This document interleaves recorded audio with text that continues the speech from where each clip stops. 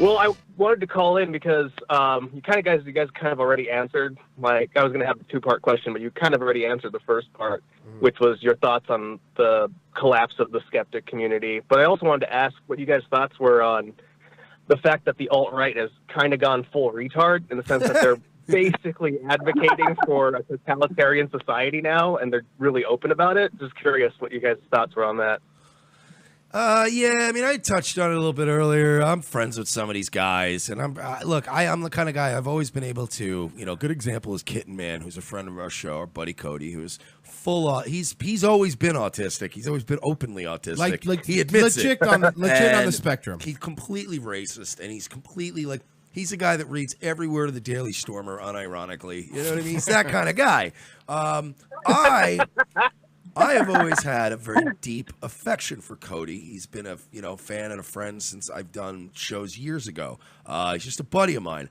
I like Cody. I can separate somebody from what sucks about them, because if I can't, everybody's going to be eliminated because everybody sucks on some level. Good point. So these Nazis just, like you said, they're going full retard now, and it's getting uncomfortable.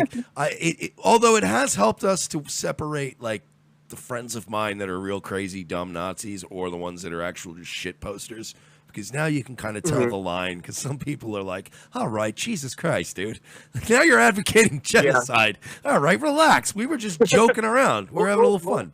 Well, worse than that, did you guys see the Sargon and Richard Spencer debate? I did, and that's part of the beginning of the end. Basically advocating for, like you said, you wanted an elite group of people that call all the shots in his society, and it's like, wait, what? It was a weird segment.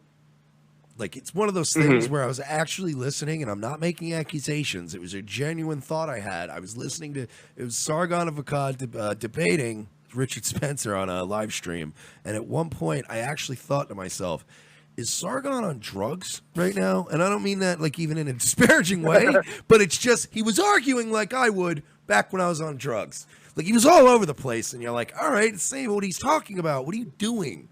But yeah, it was a little weird that both of them were weird, but it was, I don't know, man. I think they're all in on it, and they're all just stirring up hits. And that's all it is. This all boils down to money for all of them. And Spencer being a CIA shill. Yeah, well, that too.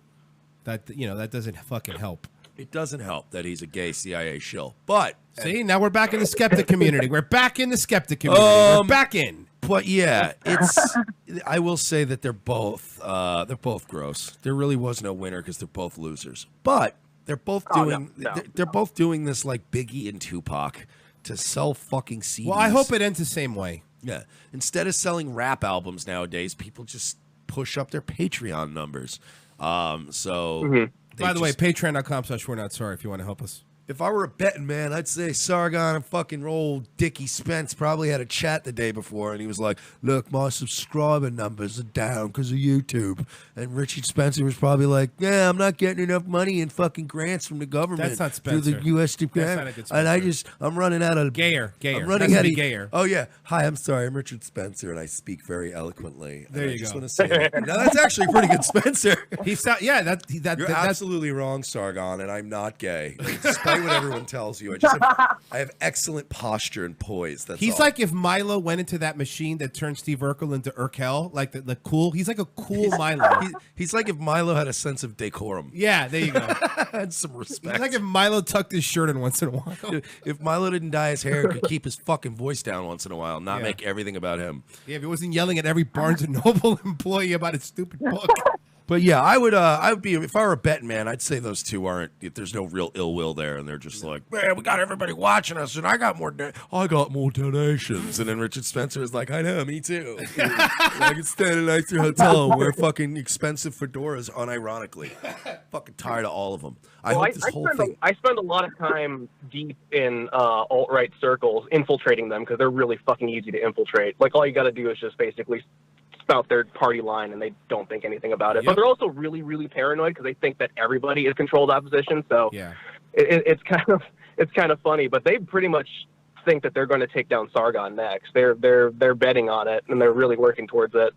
Well, listen, when our Patreon hits $5,000 a month, I promise you, you guys can call us shills all you want. Yeah, if please. anybody accuses us of that up to before that point is going to get shot. I'm telling you that right now. I will come to your house and shoot you.